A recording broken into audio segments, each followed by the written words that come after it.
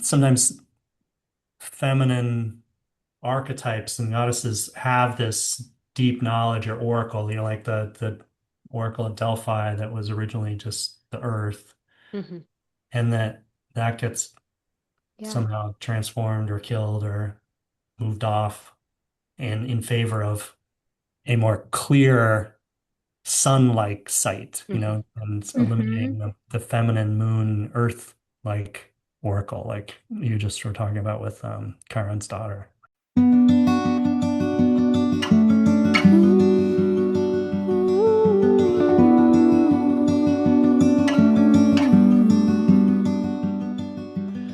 Welcome to Conversations with the Planets with Lori Kaufman and Alicia Sielheiser, a podcast that roots the wisdom of the stars into our lived experiences here on Earth and weaves the power of diverse healing modalities together with astrology. I'm Lori Kaufman, an astrologer, tarot reader, writer, and teacher. I co-lead the Asteroid Special Interest Research Group for NCGR, an astrology organization, and I offer all different sorts of readings, online and in person. I'm Alicia Sielheiser, an astrologer, herbalist, and witch living in Oregon on Kalapuya land, and I offer astrology consultations and teachings aimed at helping you honor your most authentic self and trust your intuition.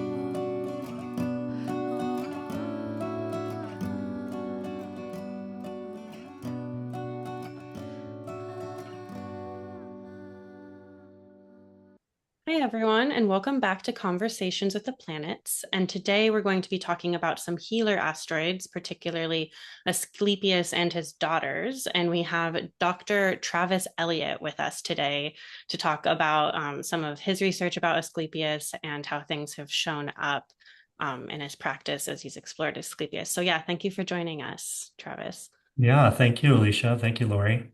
Yeah. It's nice to be here.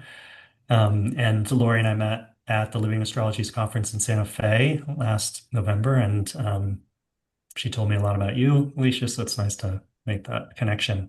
And we connected over Asclepius, Mhm. and the reason that that become a big deal for me is a lot to do with my kind of journey as a naturopathic physician, and I've been in practice for I think close to 25 years and gone through a lot of different cycles and evolutions. And um, but what primarily happened over the last 10 years was kind of like a coming back to the earth, coming back to plants, and out of the Western medical kind of, oh, let's name the disease and fix it world that we're all trained in, even naturopathic physicians and even herbalists. It's that kind of pattern recognition um, medicine where if we can draw a shape around it and we say, oh, I know somebody else who had that same shape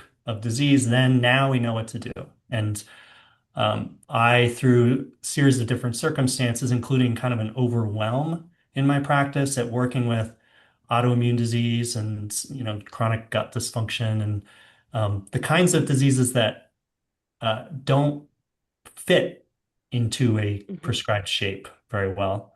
And learning all about the body systems and how all these things work together is totally fascinating, but it also is totally overwhelming because when somebody's in front of me, I could come up with lots of different things to do, but I didn't really know what's the priority, and I also didn't know how to connect with their emotions as healing tools.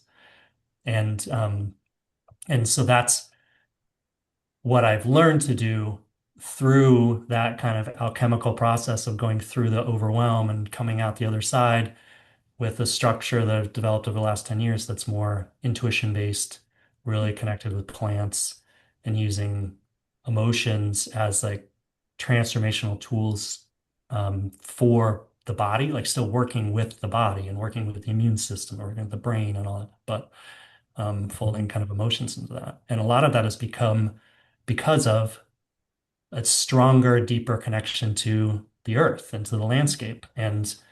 And that's really relevant for me in this conversation because there's a lot of that uh, in the story of Asclepius's birth. which I Yeah. think we can probably get into a little bit. But um, Yeah. yeah, what's coming up for you all in terms of, I mean, I can share um, the astrology and a little bit why I connected with that Hmm. Asclepius archetype in the first place. Or Yeah, please do. Yeah. I've been in a mentorship practitioner group kind of role with Jason Hawley, who ran the Living Astrologers Conference. Well, he didn't actually, yeah, well, maybe he did, but and he was describing Asclepius as and this process of the Asclepian healing temples of descending down into the earth, Hmm. lying on the ground, and asking for a dream, and having the dream come up from the earth and be part of the prescription and Hmm. really be I mean, originally it was like the healing. The dreaming was the healing.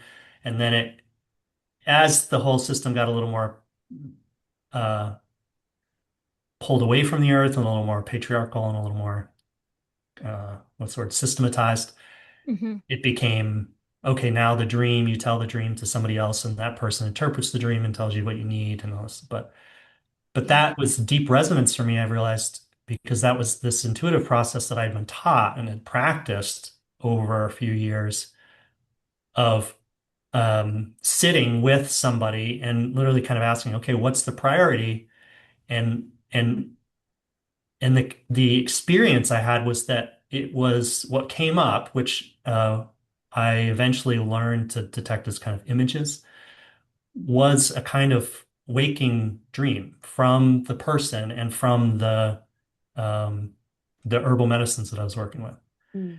And so it intrigued me. Was like, oh, what is this Asclepius person? It's like, it sounds similar. That ancient way of practice sounded kind of similar to the way I practiced. And then in the context of your podcast around asteroids, I found out that the main Asclepius asteroid, which we can talk about the astronomy of them, but like the Hmm. Esculapia one that has about a 5-year orbit is really deeply connected to my sun. Yeah. And that the other Asclepius asteroid is right next to Chiron, Mm. um, which Who kind of raised him? Yeah, I was who gonna what? say, Yeah, Who who raised raised it? him? because the sun, like Asclepius is the child of Apollo, so that's a Hmm. Right. beautiful connection. Then I'm like, wait, doesn't Hmm. Asclepius have a connection with Chiron in the myth too? Yeah. Yeah, Yeah. Chiron raised him. It's So you beautiful. can see it got a little crazy. And that was kind of off on the side a little bit. And then I had gone to a practitioner program retreat in Santa Fe, met a woman named Margot Crump, who's a tarot reader and astrologer and an artist in Houston, Texas. And we agreed to work together to create a workshop for the conference that was coming up. And we both have this, passion around working with plants. She has done a lot of kind of mythic journeying. Like, have you ever done that? Mm. Where kind of you're working with a story and you kind of imaginarily go into Oh, it. And yeah, I've been doing that Yeah. with Anana since becoming a mother. Mm-hmm. yes, Yeah. yes. Yeah, So we absolutely. were trying to figure out what to. We knew we wanted to do something around plant communication, and then we were looking at each other's astrology. How our we might work together as a team. And I saw that she has the same Sun Esculapia conjunction that I do, and Mhm. so neither of us really knew what that meant. We didn't know that much about the myth. Like what I've said already was all I knew. And Yeah. so she said, well, we can do a journey, which I had never done before.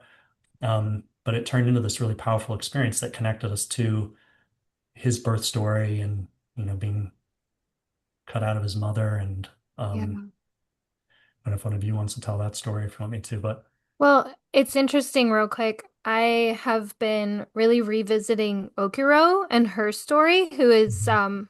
my favorite asteroid that I've talked about a lot on here. But she's the daughter of Chiron. And when Asclepius was first handed over to Chiron, a big part of her story was that she looked at Asclepius and saw his entire future and like Mhm. saw all of these prophetic dreams of how powerful he was going to become. And that was one of her first moments of like truly realizing how important and how strong her prophecies were. Mhm. Mhm. And so I've been on and off kind of wanting to write a story or write a book of just her story because I think her story needs to be told. So I've Hmm. been really revisiting a lot of that recently since my book is done now. Um, and so I really ended up revisiting some of these themes with Asclepius and how he like really grew into who she predicted he was going to become Hmm. from such an Mhm. early age with those markers. Mm. Um, And she and was killed, I think, for that. Like at least yeah, in Ovid's Metamorphoses, he writes that she was killed. yeah, technically it was because of her predicting Chiron's death. Mm.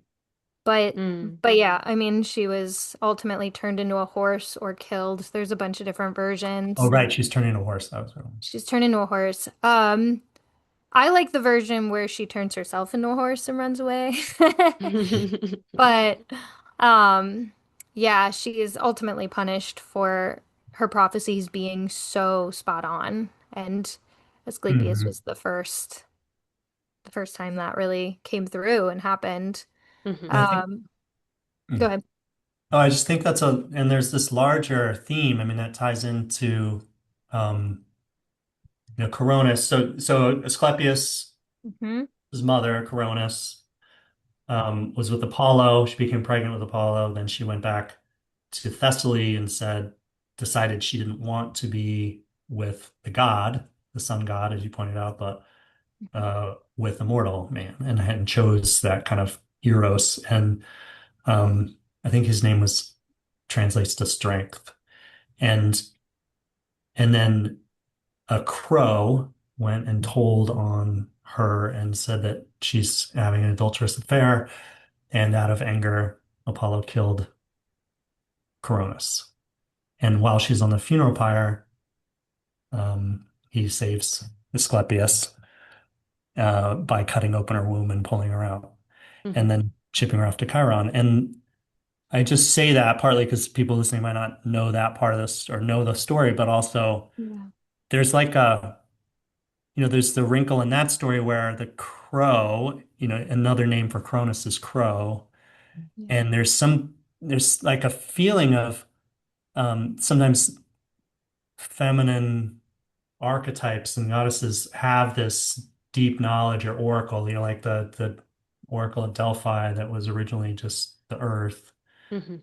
and that gets Yeah. somehow transformed or killed or moved off and in favor of a more clear sun-like sight, Mhm. and Hmm. eliminating the feminine moon earth like oracle, like you just were talking about with Chiron's daughter. Mhm. Right. Yeah, that's very, very well put and like so baked into Apollo's story with, Yeah. killing of the Python and Hmm. taking over Delphi. And, Hmm. um, another thing that was really coming up for me when you were speaking about your process is just like really digging into the power of the Asclepion as Hmm. a location and like a heritage that we have. And Lori and I were lucky enough to go on a pilgrimage of sacred sites in Greece with Jason Hawley.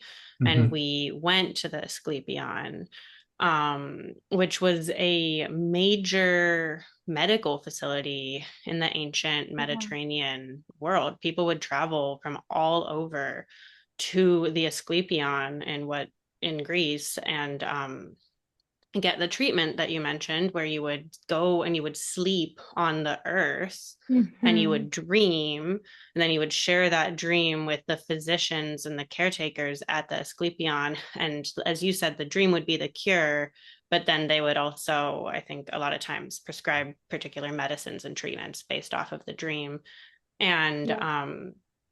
like one thing for me when we visited the Asclepion is like finally understanding the connection between the sixth and 12th houses, as the Hmm. sixth Yeah. house of the health. And I have so much going on in my sixth house. And, Hmm. Yeah. it's the house You of do. your health and your physical experiences, particularly accidents and ailments. that happen in your body when you have, health imbalances, looking at what's going on with your sixth house astrologically. Do you have malefics there? Who is the ruler of your sixth house? What is their condition? Are they impacted by the Mhm. malefics? Are you in a sixth house perfection year?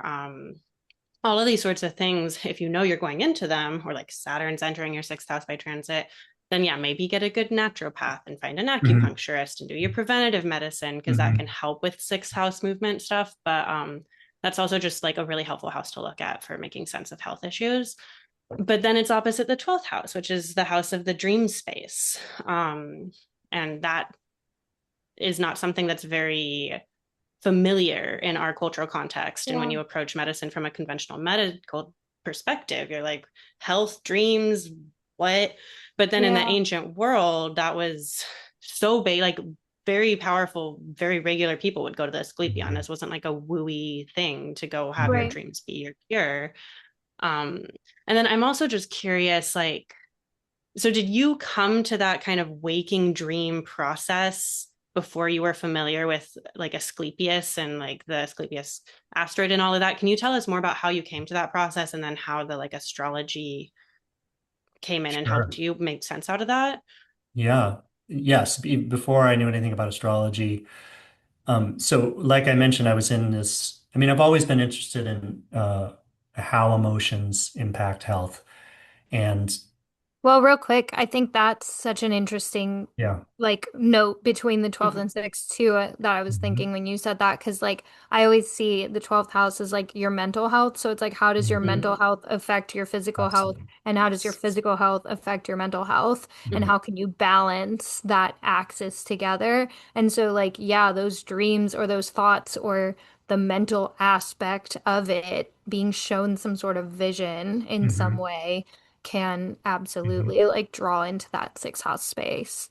totally. Yeah, and I think I just want to add in on that one before I answer your question, Alicia, because a lot of the way I think about the houses, and you all maybe too, is that is in the diurnal motion. Yeah. And so you have this sense of self and coming out of this, underworld night journey, Mm-hmm. and and you're like, oh, this is who I am after, going through a night dreaming, essentially, but then having to bring that into the day, in the glaring light of the day Mm-hmm. and the joy of Saturn in the 12th house. And it creates there's a lot of tension there, and so being able to use that tension, the emotions are like a way of us, well, not a way, they might be the way, the most tangible way that we're relating to the world around Mm-hmm. us and trying to find our way in the world. Yeah. And if we're not, um, I mean, I sometimes use words digestion, or if you're not really sinking into and using those emotions as tools, as forces in your body, then they're going to show up over in the sixth house. Mm-hmm. Right. Sometimes, not all the time. But sometimes as physical symptoms. And that Right. is not to say that those are. I mean, these are. I'm talking about when I think we're all talking about the deep subconscious processes. These are not like Mm-hmm. choices. It's um, it's a really strong connection between the two. Mm-hmm. Hmm. So conceptually, I always knew that. I mean, that was something that I had always kind of swum in those waters and had from very early on working with psychoneuroimmunology and heart math. You've heard of that uh, organization that was working with bringing a feeling of love into your heart and talking about how it's impacting your immune system. Like that was like kind of the Mm-hmm. foundation of my career Hmm. because I took a workshop when I was really stressed out high school teacher, and then got in, learned about naturopathy, more fascinated about how the human body works, but also really fascinated by just the energetics of consciousness, and Yeah. but never really knowing how those weave together. What kind of doctor do I want to be? It seems like I really wanted to have a process, like, oh, if I can just, I mean, you got to build a business too. And um, but over time, like I said before, it just got to be there's too much that we don't know about biology. There's too much. that we know emotions are powerful, but there aren't really structures for using them. And so I learned a technique that was using an antenna and a drop of blood, and it was a technique that was created by a doctor who's Austrian. He was practicing in New York City. He had built this big practice. He called it the bioanalysis of health, bioresonance analysis of health, BAH. And it came along at a time was like, I need something else that can help me focus and help me use my intuition, which is another thing I'd really been focusing on for a long time. Like, can I improve my intuitive skill enough to make it a clinical tool, essentially? And it was a really great tool for me. And it wasn't a computer machine. There are some out there you like hold little electrodes and it runs, currents through your organs and gives you little like EAV machines.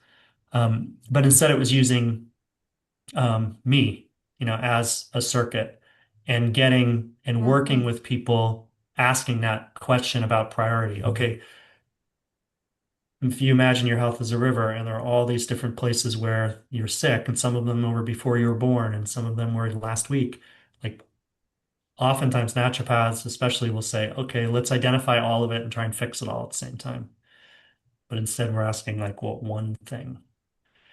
And this is all kind of a long answer, but it builds up to the point of being lucky enough to have a system that I could practice fine tuning intuition in a very specific, like right here, um, place with the client and with the patient. And what happened was the number of tools that I had in my toolbox started getting smaller and smaller and smaller and smaller. Not the number of tools in the toolbox, the number of tools that I kept using. And I started using plants more and more and more. And it was almost like plants were, once I opened it up to an intuitive process instead of an analytical one, um, I would ask like, okay, what support is needed for this client right now? What Mm-hmm. resonates with them in this and the priority that we're working with today, whether it's molecular work with their thyroid or their gut or trauma. And um, and the more and more I worked with plants, uh, the more effective the process became.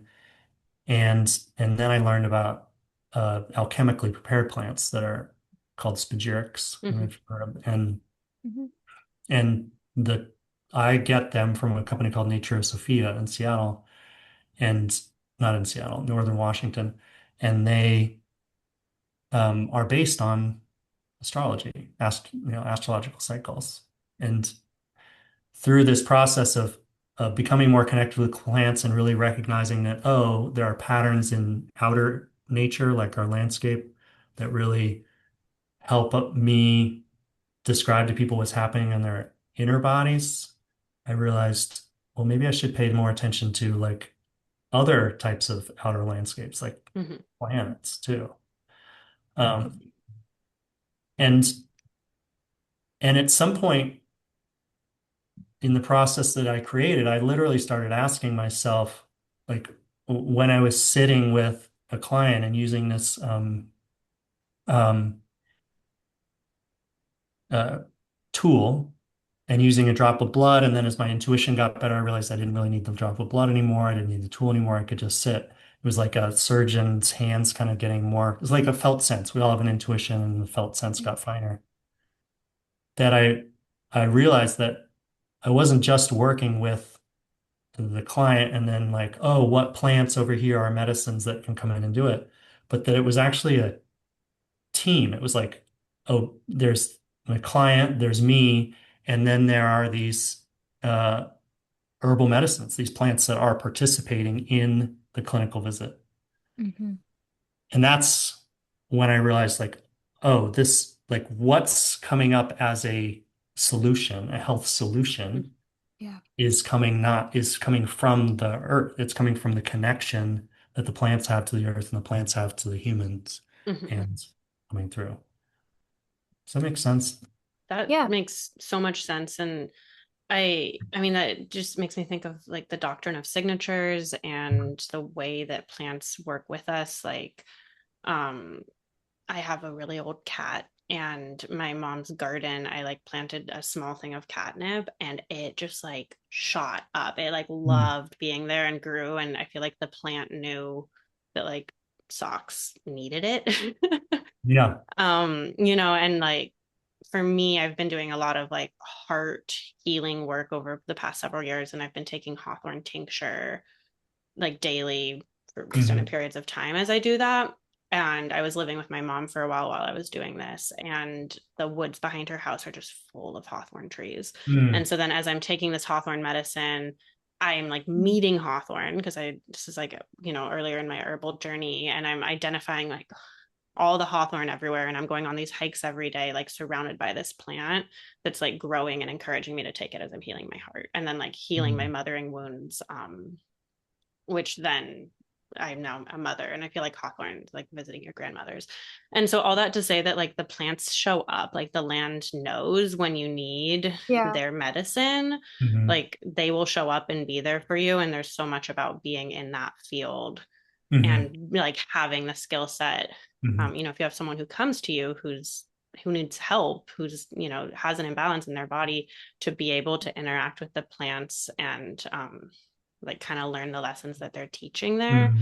Like that's such a different way of working with medicine than like going to Safeway to pick up your prescription and like Hmm. and like take like even menthol or like Hmm. separating individual parts of plants and individual constituents, like that can be effective and useful in certain cases. But like the plants have evolved this like entire symphony of wisdom, and Hmm. like taking whole Hmm. plant material, being around like the Hmm. living plant, like there's so much like psychic healing that can come that like yes, there's a time and a place for pharmaceutical medicine completely, but like it Hmm. tends to not have as much of like a powerful psychic transformation where the plants really are able to kind of penetrate that field a lot more effectively. We just have to like slow down and listen. Slow Um, down and listen. Yeah. which might even just be helpful because I attended, I'm an herbalist, right? And I Hmm. attended Herb Farm in Southern Oregon and was like an intern Hmm. there for several months, which is like an incredible herbal field to be in. And one of our teachers had a whole plant communication class at the beginning of the Mm. session that, Hmm. it's like, how do you talk to plants, right? And how do you even like Um, listen? Yeah. And there's a million different ways. Yeah. I'll just kind of share a little of like what works for me. Um, but like when the first place to start is really like grounding into yourself, right? Hmm. Taking a mm. body scan, noticing what thoughts and emotions are present, and like what's you. And kind of centering into that space. Maybe even like if you're like, oh, there's some Hmm. extra irritation present, like also addressing things so that you can feel grounded and present. And then whether you're like sitting next to a plant, drinking it as a tea, taking a tincture, the million ways you can interact with plants, opening yourself up to just notice what comes up, whether it's like a knot in your belly or like racing thoughts or a warmth in your heart or like a heaviness in your sit bone, just like noticing those sorts of things and accepting those as messages from the plants, which is why you have to start by kind of grounding into yourself first so you're able to identify like what might be coming from the plants. And then like not taking it too seriously and just kind of trusting it, right? Of Hmm. like, Hmm. you're thinking about your grandma and like, why were you thinking about your grandma? But like maybe there's actually like some really powerful dream world stuff about your grandma that's Right. gonna help your thyroid. Right. So that's just a really Yeah. simple way, but it's like, yeah, we the plants are alive. They're older than we are. They're our ancestors, they're our teachers, they're so wise. And so being able to create, like, I love that that's what you're doing with your work is like creating these fields to like let them work their magic on Hmm. us. And the Yeah. plant communication is part of it too. I mean, it's sitting. I've started describing our bodies that we have like an animal body part in our nervous system. We have a plant body and a mineral body, and that plant body part that just like a plant can just be rooted below and above the ground Mm-hmm. and help us in that 6/12 Yeah. axis of just being with something in our bodies Right. as opposed to trying to fix it. And what I've Mm-hmm. found over and over and over again is when we are just with something, um, just like with diurnal motion, if you're just still, the earth will turn around you. And if you're still with something, your body will engage self-healing Mm-hmm. Yeah. for you and via, all kinds of different processes. Like, Yeah, the body is a healing organism. We just have to like give it the support to do that Yeah. and And get out it's of its so way. right. But yeah, that's what I was about to say. It's like there's so much to be said about how like mhm, our society doesn't really allow that. Hmm. And like so something I've been thinking about a lot too is like so I'm a Cancer rising, so Uranus just moved into Gemini and that's my 12th house.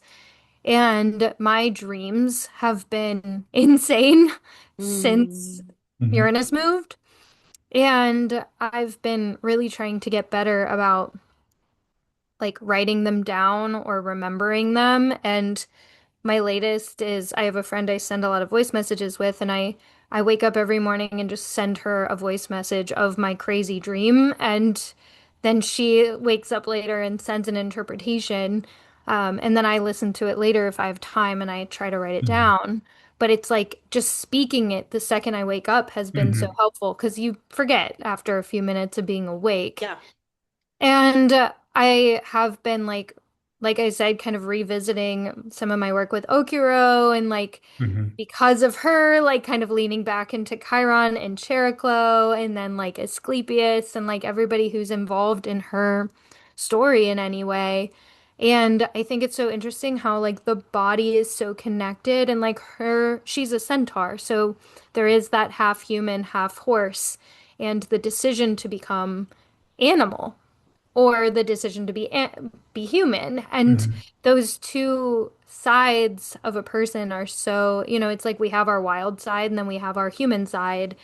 And how can you balance them both? Because if one mhm. gets out of hand or if one gets off balance, that's when things go wrong in the Right. body. That's when you get injured, that's when you get hurt, or that's when you start manifesting chronic Mhm, illnesses or Hmm. whatever it is.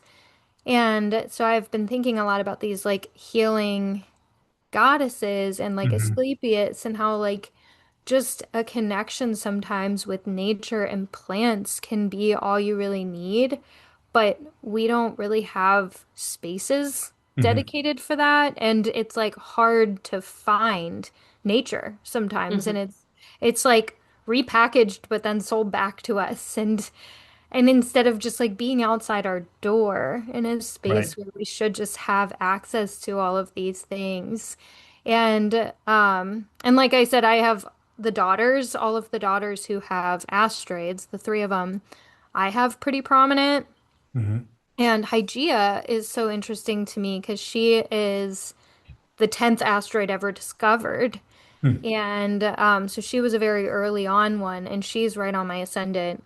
But the goddess of like health and cleanliness and sanitation and like hygiene obviously is where the that root word mhm, comes from.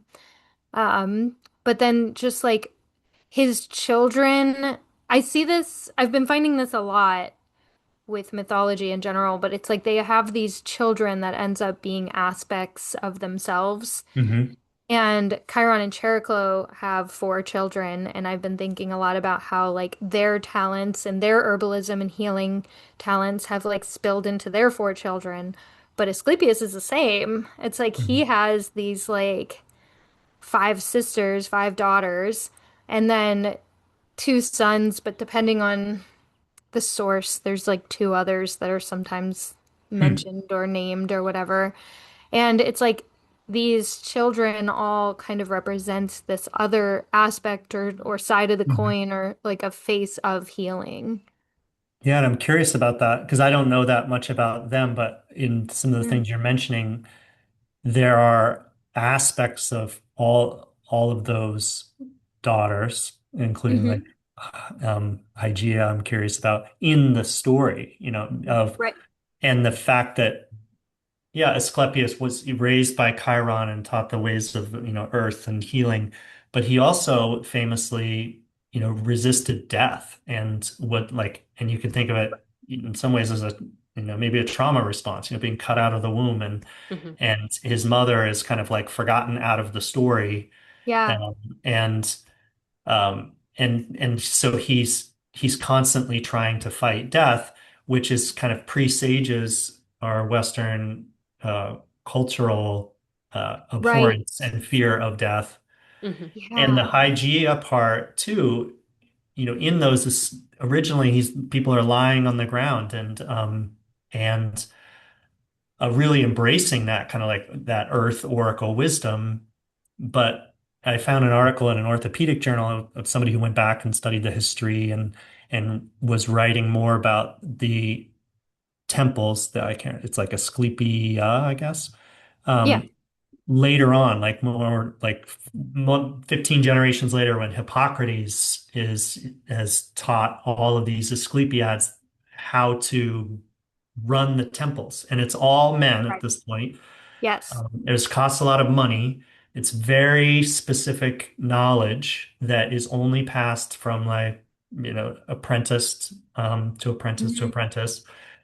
There was even a passage in one where it said the grounds of the Asclepiads, uh, they don't allow any childbirth or any death.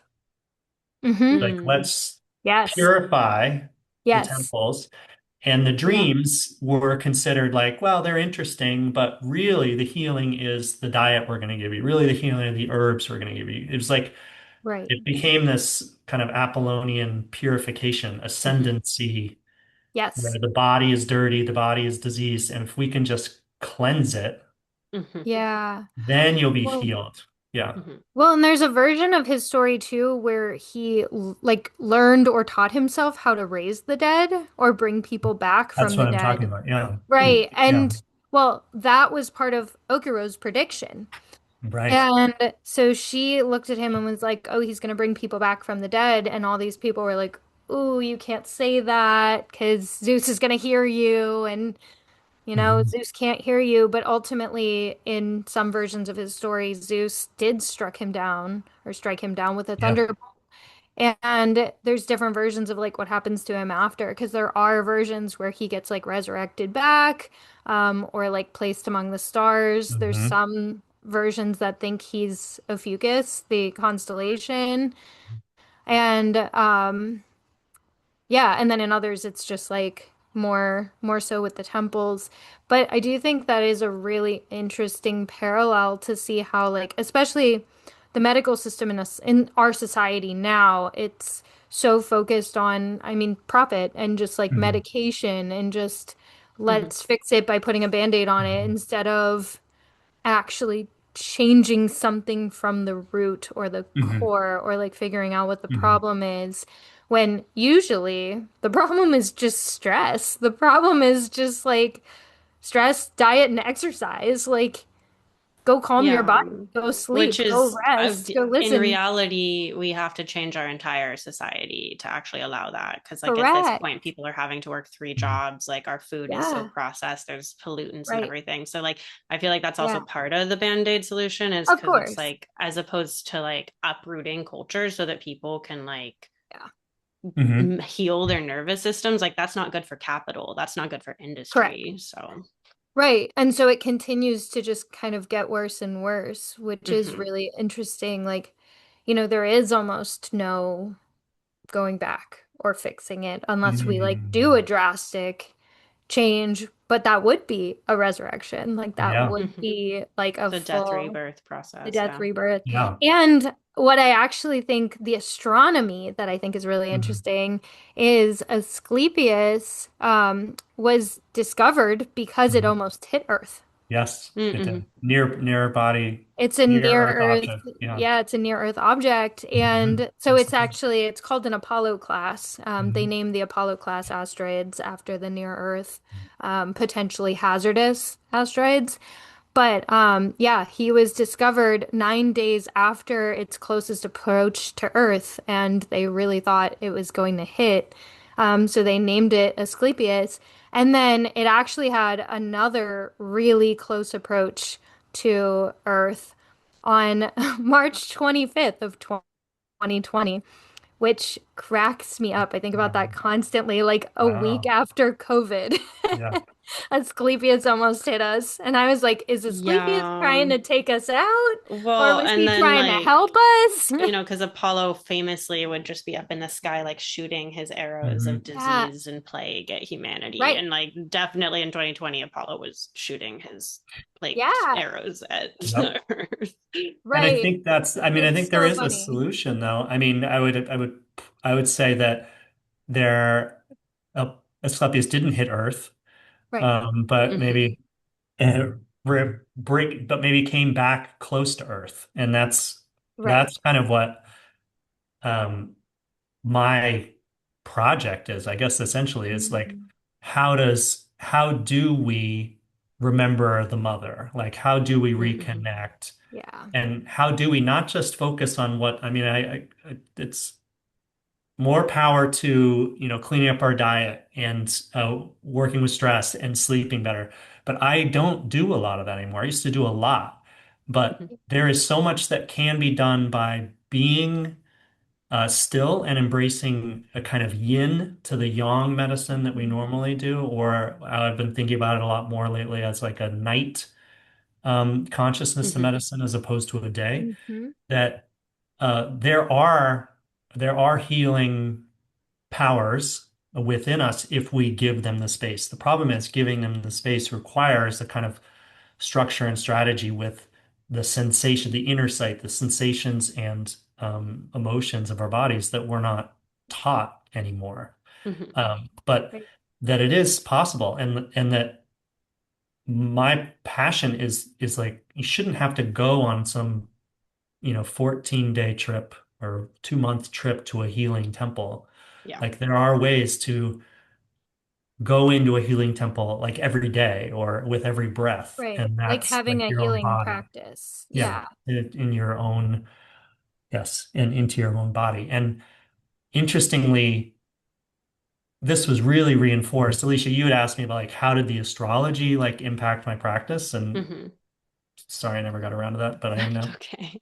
Um, I started looking at people who have similar the Sun Esculapia conjunction, and turns out like some like really close friends and collaborators of mine have that same conjunction. And then there were some like my longest term patient since I started this whole process has that same conjunction. It's like Mhm. I've created a mentor program, and it turns out that the person I created that mentorship program for has a has that Mm. same conjunction. And Mhm. so started looking, it's too much to look at, transit after transit after transit, but I looked at um, the triple hit returns. So when it comes back to the same place in your natal, but it also has a retrograde right around that point. So you get three Yeah. hits. And for most people, it's about once or twice in a lifetime. And so I started asking people about that time period. And of Mm. course, for me, I went back in my history, and one of them was, of course, like learning about all this stuff. Mm. And there were very consistent themes that came out. And one of them was um, trying to be like out in like in let's say in my case, trying to be a more quote regular doctor, really walking out line and saying, I want people to see me as being able to practice regular medicine, but being kind of pulled out of it back down to something that's more grounded or the earth. Um, and and I think that is where the potential lies, and what you're talking about, Yeah. Lori, that there is even if we don't make a lot of headway with like cleaning up our environment and with global warming in the next, 10 years, there's a lot we can do like tomorrow in terms Hmm. of our relationship to ourselves and our emotions and our Right. bodies. Hmm. And we have a lot more control over that than we Yeah, do of like pollutants being pumped into the atmosphere. Right. exactly. And plants Yeah. teach us that with the life-death Uh-huh. cycle. Like they Right. teach us go into the dark, like go into Hmm. let yourself be still for part of Yeah. the year and then come back. Like Yeah. fields will not grow if they don't have Mhm. fallow periods. Mhm. Right. Well, and like, yeah, I mean, that's the same. We have this conversation a lot on here, but it's the having a season of winter and Mhm, allowing. And I think I always think about Demetra George's book, The Mystery of the Dark Moon, how she talks Mhm. about like how our society is perpetually in like a full moon phase, mhm, Right. and everything is about like visibility and brightness and like being known, being seen, but we never take the time for the new moon phase Mhm. because that's when the seeds get planted and that's when like, but that's a hard phase. Like new moons are hard. There's no moon in the sky. It is darkness. It is mhm, like having to go within. It's Inanna's journey into the underworld. It's that Mhm. space of like full darkness and like having to actually sit with yourself. And so many people avoid that and mhm. Mhm. just keep pushing. And we've created a society of like solar energy. And Demetra also said at the retreat, this has really stuck with me, but she was talking about how like more and more babies are starting to be scheduled birth. So Yes. Yeah. we're Mhm. creating a society of like diurnal people, and we're cutting out the society of having any Yeah. kind of balance or nocturnal people or people with night Which, charts. you Because the know, people are choosing to be born during the day or have birth Right. during the Well, because well, so day. that's when the schedule, doctors are there. So Doctors if are you're there. yeah. And scheduling a C-section, yeah. then yeah, And there's so much there because when Demetra said that, I was like, oh yeah, we do schedule like births during the daytime. Mhm.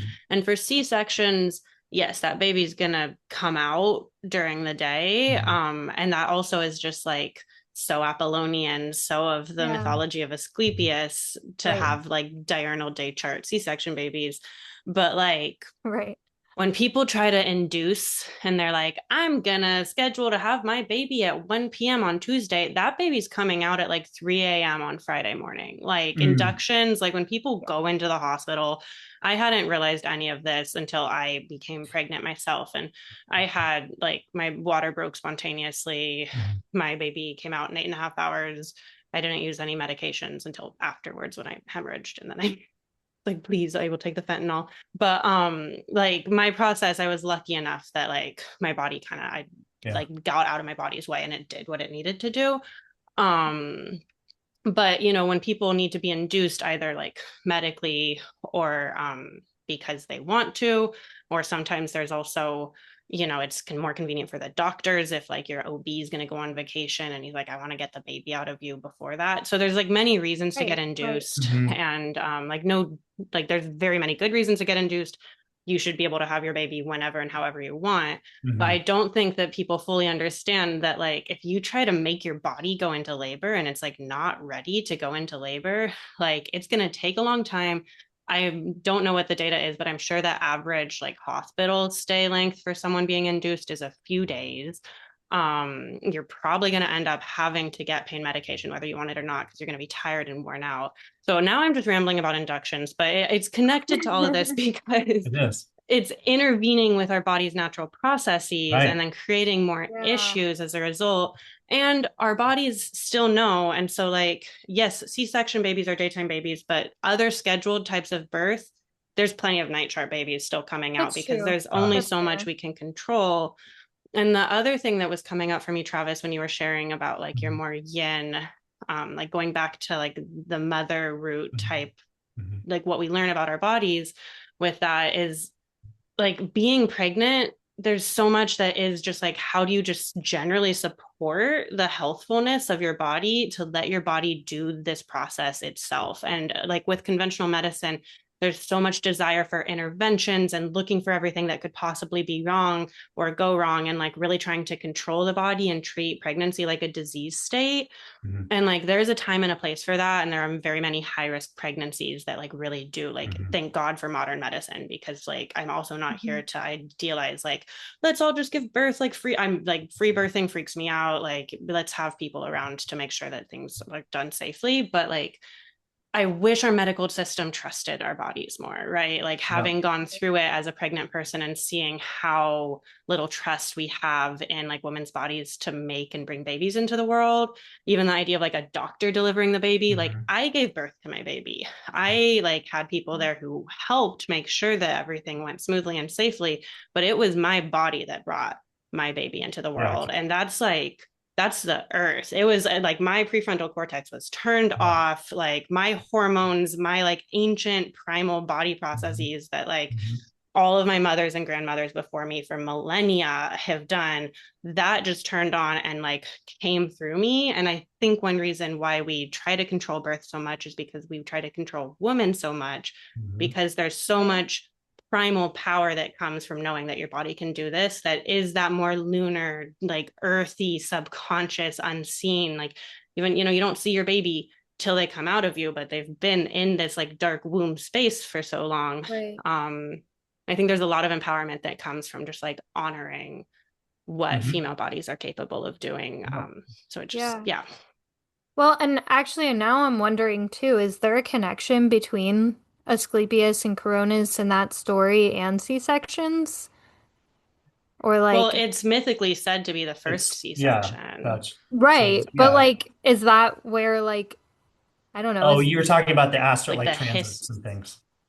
yeah, or like even like the name Mhm. C-section just like Mm. made me think of like, oh, is well, that and that's Cronus? Like, cesarean, right? So then Yeah. also yeah, mythically, like Caesar was the first C-section. So there's It's like a definitely a couple. day. yeah, It's applying a day consciousness or yang right. consciousness to a very There's yin something there. dark process. Yeah. And Yeah. that, And and you're right, Alicia, like they need to be together. Like there's the yes. day Yeah. and the night are the light and the dark are both essential. It's just a matter of how to allow them to play together. And one of the things I've Yeah. really noticed is when you give space for being in your body and this and the process I take people through, actually, Laura, you experienced it.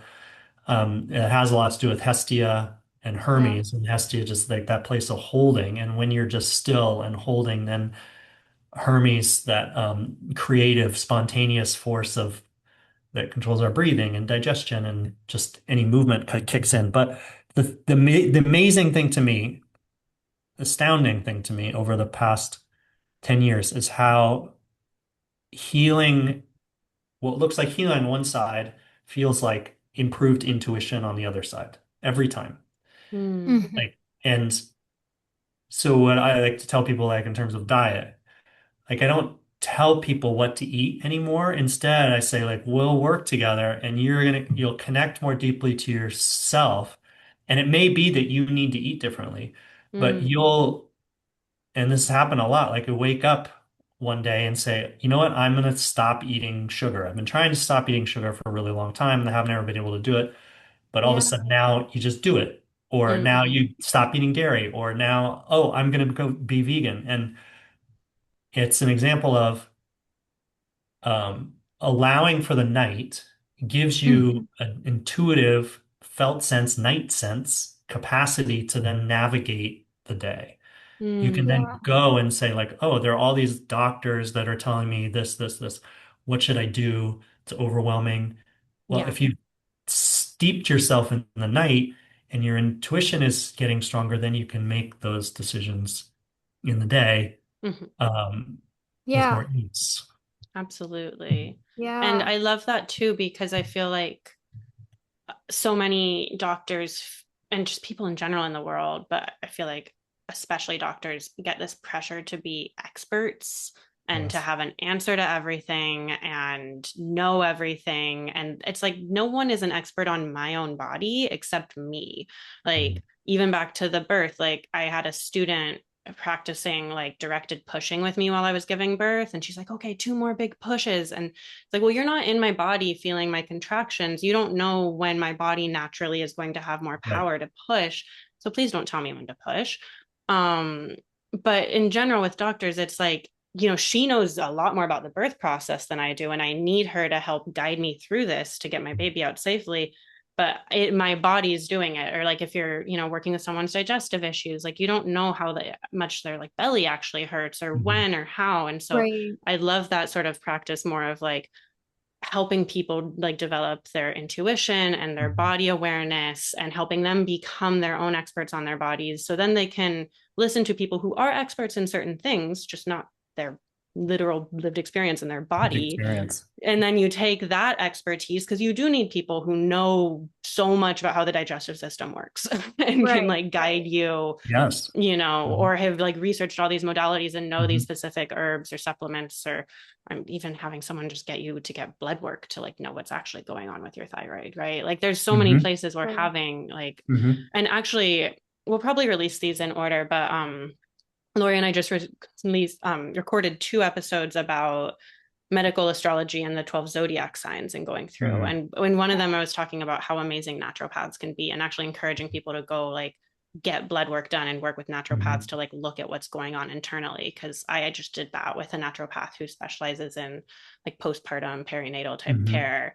And it was very illuminating of like how high my cortisol is because my amygdala is giant, because I have this Mhm. tiny thing to take care of, and like what's going on with my thyroid and my vitamin D and my vitamin B. And it's like you don't know. No, You you don't don't know know. until you look, right? And so it's like you Mhm. need people to guide you through that process, Mhm.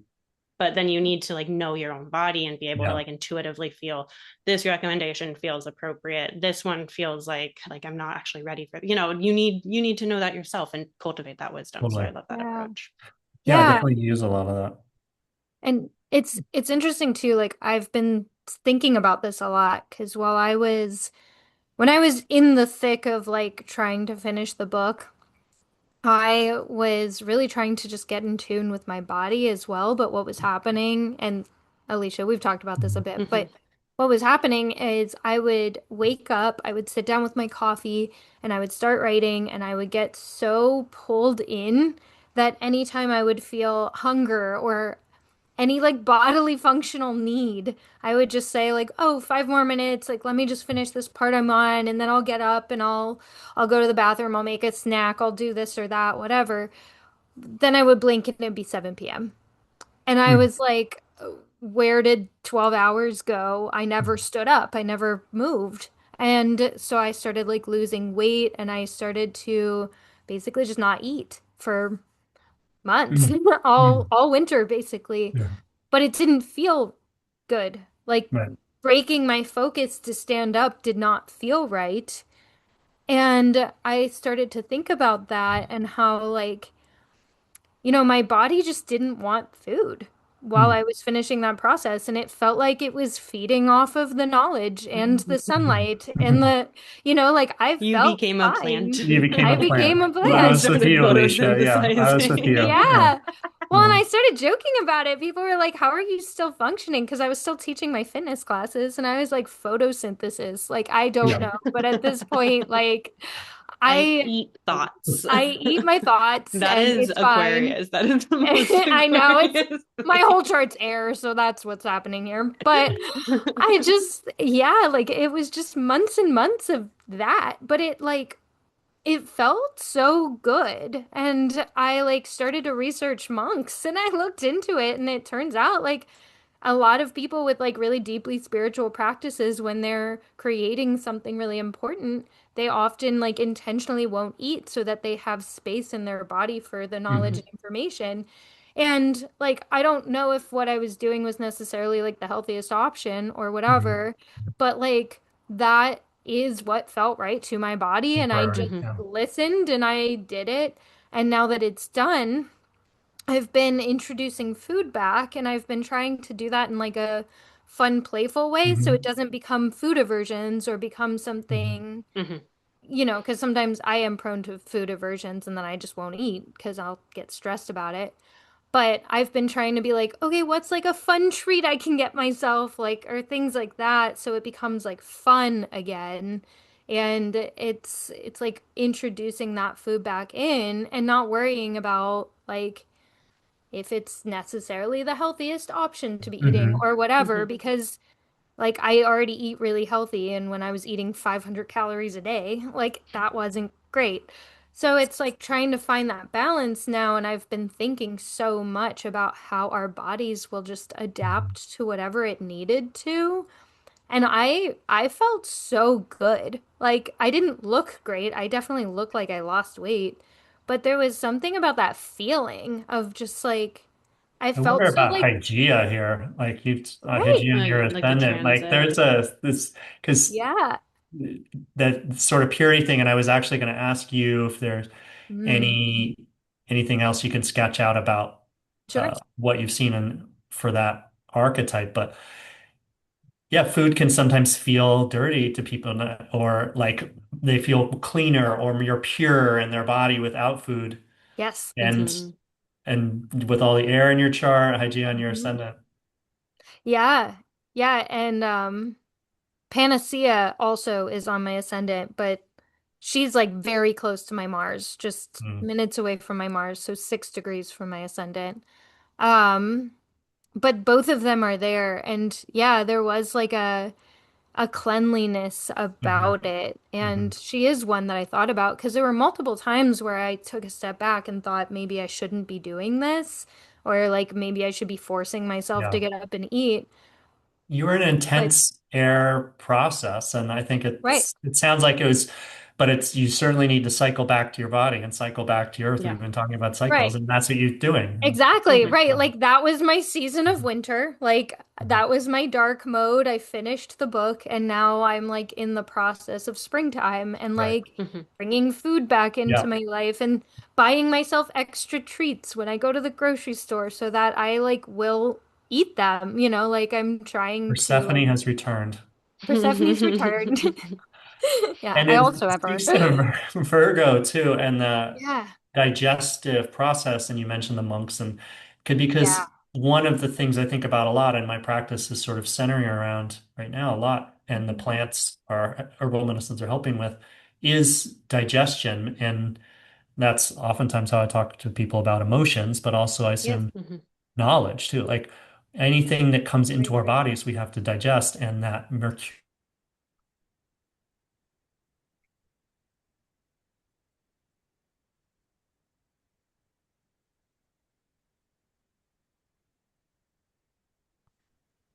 So we had a little technical difficulty and froze, but now we're back. And so Travis is going to keep sharing what he was sharing about Virgo and digestion. Yeah, yeah. I think after all this talk about stillness, I think it was my internet connection that froze me.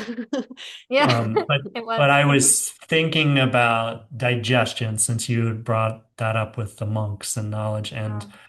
and that we have to digest anything that comes into our bodies. And I Yeah. talk to Hmm. my clients about it a lot in terms of emotions and how emotions are actually nourishing, but we have to be able to have the capacity to digest them. And that's where that Mercury, Hermes, Right. Virgo, Hmm. liver, small intestine, filtering, analyzing, like literally breaking something down and saying what's nourishing here that I can bring in and Hmm. what can be released, out then Hmm. Scorpio and large intestine. And Yeah. that is enormously helpful function for digesting trauma. And it sounds like Right. it was also a useful function for you in Right. ingesting and digesting huge amounts of information about asteroids. Hmm. Right. Well, and trauma. Like I was really processing a lot of my own emotions Mm, while writing it and like helping almost like these goddesses or these hmm deities like hmm work through their own stuff because I had to put myself in a space of like somebody who has this asteroid prominent, what might they be feeling?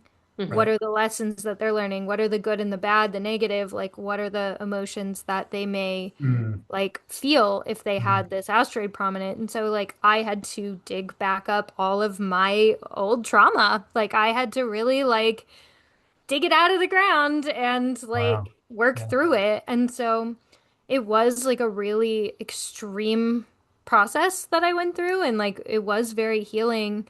But Asclepius was discovered in the sign of Virgo. And so I think Oh, I that's didn't really know that. interesting. Yeah, that's really Wow. I love that that. was one of the things that I feel Uh-huh. like was really fitting.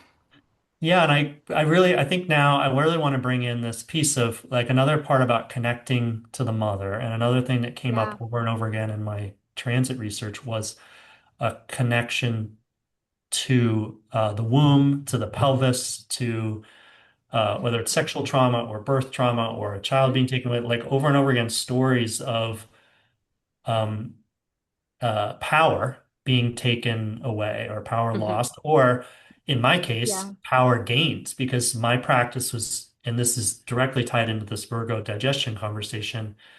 Um, Wow. through working with a client through, happenstance that I won't go into right now, but then diving into pelvic bowl health, which I'd never thought about in my Mhm. career. And, I'm a man. So and so the literature and things out there around pelvic bowls generally aren't focused on me. But I was like, okay, I'm asking my uh, patient to read this book, Wild Feminine by Tammy Lynn Kent, if you've heard of it. She's a Portland resident, I think, of I've Michigan. heard of it. Yeah. Okay, It's an cool. amazing book if anybody wants to pick it up. And so I was like, well, I should read it and I should go through this. And also then working with a colleague and working and connecting with what turned out to be a I conceive of now as like this is like almost like Pluto, like darker, deeper transformational fire that is in everybody's Mhm. pelvic bowl and is a Hmm. Yeah. complement to the heart, sun, heart, Apollo kind of energy. Hmm. Yeah. And that again is spoken to in the myth. Like that was diving into the myth, learning about these transits, hearing people's stories helped me really kind of like realize, oh, this is a missing piece in my own body, in my own practice. Right. And so now it will actually help people, in a gentle way, because a lot of times people don't have connection with their pelvic bowl. Yeah. And so the Yeah. sort of mindfulness process that I use is not forcing anything, but generally gently reintroducing people to that part of their body as a place of power Right. takes what I found very specifically was that it takes a load off of the digestion. People can Hmm. digest more. Like literally, people Mm-hmm. are nauseous when thinking about a particular emotion or even just like their Yeah. disease. Working with the pelvic bowl, circulating um, energy with the heart and that lower fire, all of a sudden nausea goes away, like things gurgle, things change more. It's kind of like Hmm. amazing. And it really ties back to this Asclepius, remembering it's not just Asclepius, but it's Asclepius and his mother Right. Hmm. Right. Well, and yeah, and the daughters too. I and the feel like daughters. Yeah, bringing the daughter. pulling, yeah, pulling back into like Hygeia and this idea of like cycles and balance. Like she was really a goddess of balance. And Mhm. like Hygeia was kind of it was like a reminder that health doesn't always have to be like an absence of illness. It doesn't always have to be that like, oh, you're so healthy, your body is healthy. It was just like everything in moderation, or like Hmm. Mm. allowing cycles to be what they are and like honoring them for what they are, but also like prevention and Mhm. like it's not, it's like it's not just about fixing, but it can be about like maintaining and caring for Mhm. and like constantly pouring into, which I think kind of brings back everything we've said into that like that dark space and like Mhm. it's like that new moon cycle and planting the seeds and allowing so Hmm. that it can be reborn into that full moon phase. But you can't just like Hmm. live in that space of like something's always happening or something's Yeah, always yeah. Yeah. And it's up and Respecting ready. ultimately death. Yeah. it's such a Exactly. strong creative process ultimately Mhm. too, right? Because like the Right. pelvic area, like for some people, you can literally create life in that part of your Mhm. body, which is Right. astounding. And Right. then for all of us, that's like our internal, like it's interesting that you mentioned Hestia earlier too, and like Mhm. that internal hearth Yeah. fire and like that Absolutely. Yeah. creative Yes. fire that comes out of all of us and our creative potential, which then Mhm. gets like so suppressed when you have like two jobs and a bunch of kids and a mortgage Mhm. and this and that. And then you don't have Right. time to like tend to your pelvic To tend to the fire. fire. Well, I Right. Like the disagree, fire though. I could go out. disagree. Like you can, and that's what I go back to, like with every breath. Like if we're not taught, Yes. but If we, Yeah. yeah, if it's a you priority get in the thing. habit of like Yeah, of course. inviting your breath down to your pelvic floor, Hmm. and it's something that you do regularly, it doesn't matter what else is going on around you. You That's Right. can connect with But it. beautiful. you But have it's to be hard. so Hard. intentional. Yeah, exactly. Yeah. It's Yeah. so Yeah. hard. It's And I a Yeah. think, practice. and when you think about Hestia too, like the Vestal virgins literally took turns tending to the fire so Uh-huh. that Hmm. the others could have a break. And so, Yes. like, when you never get a break, like, you're constantly having to tend to the fire. Yeah. Hmm. And if the Mm. fire goes out, it was seen as like such a catastrophe. So it's like Mhm. Hmm. allowing that space to Mm. be what it needs to be. Yeah. Hmm. I want And to accepting all. Yeah. I want to do Yeah, a time check too. Hmm. This is beautiful, and like I could be here all day just chatting with you guys, but I we Yeah, should we need probably know. to. wrap up in the next few minutes. So I just want to create an opportunity for like any other things that have been percolating before we wrap up. Did you want to bring in Imhotep at all? Yeah, just I'll just briefly say, because throughout this we've also been That could be talking its about own. asteroids and how Mhm. you can connect them to your chart, which if that's a new concept for you, we have an Asteroids 101 episode that just goes over like what are the asteroids, how do you work with them in astrology, but they're really helpful for bringing in a lot of different mythic figures in particular and connecting them to your birth chart, and that can like bring alive really cool stories Sure can. in Yeah. your chart. And so today, a lot of these deities that we've been talking about do have asteroids. There is an Asclepius asteroid, there's a Mhm. Okiro asteroid, there's a Hygiea asteroid. Um, and then another one is Imhotep, who is the Egyptian version of Asclepius. And I'm sharing that because I have Imhotep 2 degrees from my moon in the sixth house. And so that's part of where I also have Paracelsus there, which is like a whole other conversation, speaking of Mhm. alchemy and stuff, but another like famous herbalist and healer. And those kind of bring into my story how I'm an herbalist and a healer. And so if you've definitely look up where Asclepius is in your chart, but also look up Imhotep and see where he may be located. He was like a half priest, half deity Hmm. Egyptian man, unclear whether Yeah. he like actually is a historical figure or just a Yeah, he mythic was a real figure. person. Yeah, and he was like the first surgeon in Egyptian lore as well, and also like in the mummy, the like bad mummy is named Imhotep, which I was like, oh, that's funny. I just looked it up. I have Um, Imhotep right next, within a degree of my Mercury. So there we go. Thanks for that's that. very cool. Oh, interesting. So Yeah, I definitely go have look him up close to my Imhotep. ascendant as well. Yeah, but so there's Not Imhotep, there's conjunct, but it's Asclepius, close. there's Hygiea. Who are the other asteroids I'm missing that people should go look up related to this And I think Yeah. conversation? I do want to make a note that the Asclepius asteroid is kind of hard to do transits with because it's so close to Earth, and Just the wonky It orbit. has a really Esculapia, wonky orbit very too. wonky. But the Esculapia one, which is the one I've done the transit research on mostly, can be really helpful if you have that one close to some prominent place. Um, it's much easier to look at returns and the triple Okay, hit returns, like I mentioned. Yeah. that's helpful. Yeah. And And then who yeah, are I'll some of the other I'll read daughters? off Yeah, yeah, read them I'll off, read Lori. off the ones that have asteroids and their asteroid numbers real quick of everybody we talked about. But Imhotep is 1813. Hygeia is asteroid 10. Coronis is 158. Asclepius is 4581. And then Asclepia, his other asteroid, is 1027. And then Panacea, who's one of the daughters, I'll explain the daughters in 1 minute, but she is 2878. Um, how do you say it? I'm so bad at pronunciation, so I apologize. But You're, Eagle. yeah.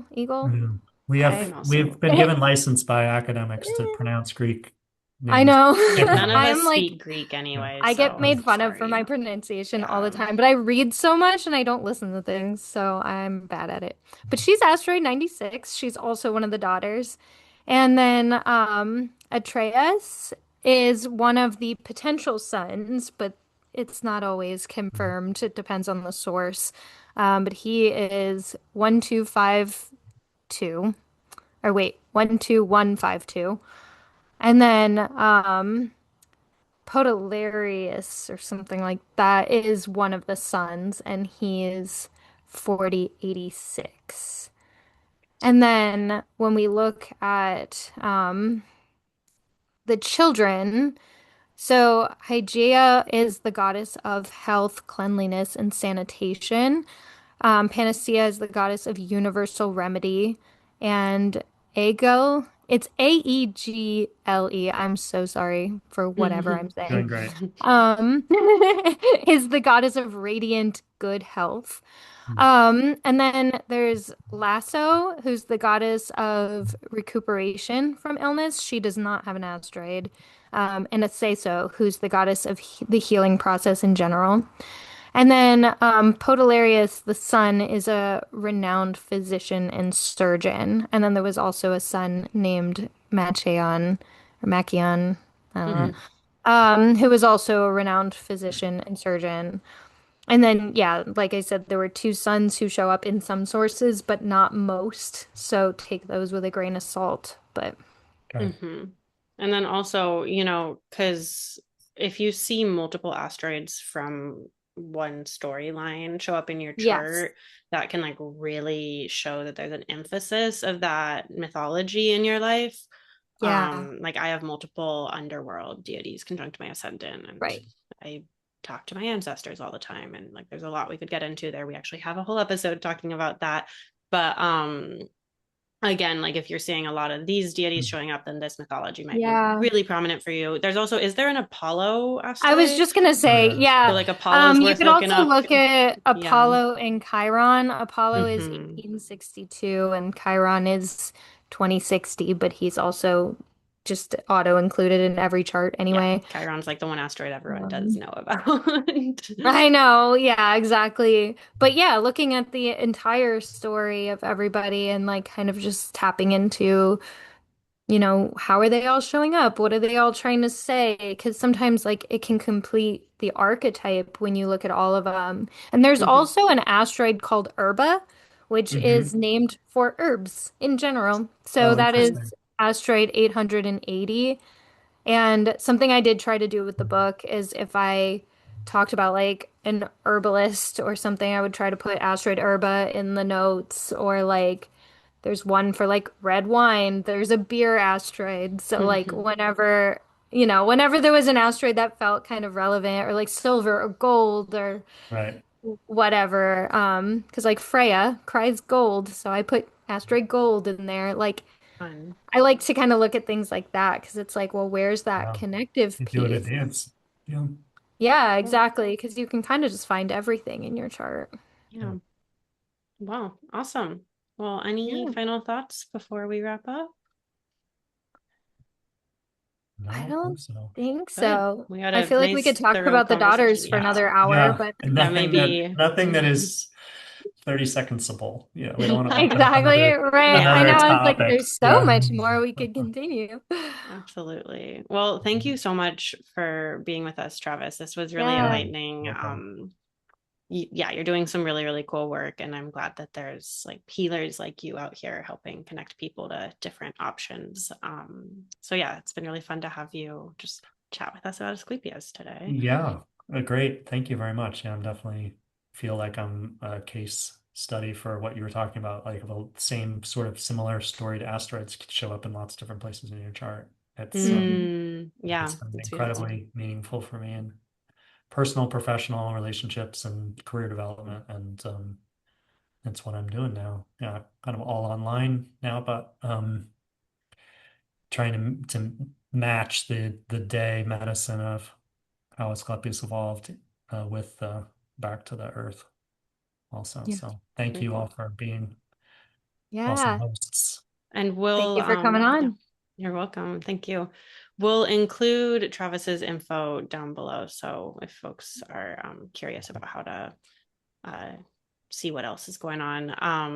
Yeah, and then if anyone listening to this, if anything resonated with you, if you have any of these asteroids prominent, please feel free to comment, reach out to us. Our Instagram is linked down below as well. We love hearing from folks. We love hearing asteroid stories and how these things show up. So Yeah. hopefully we shared some like resonant, helpful information for folks, and we really appreciate people tuning in and listening.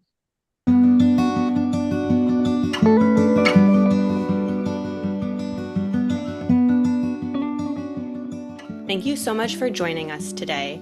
If you have any personal stories to share or thoughts and reflections about what we discussed in this episode, please comment down below or reach out to us on Instagram. And please come follow us on Instagram at ConversationsWPlanets, where we share forecasts and updates about the astrological movements happening in the sky, as well as updates about our episodes. The link to our Instagram is in the show notes down below.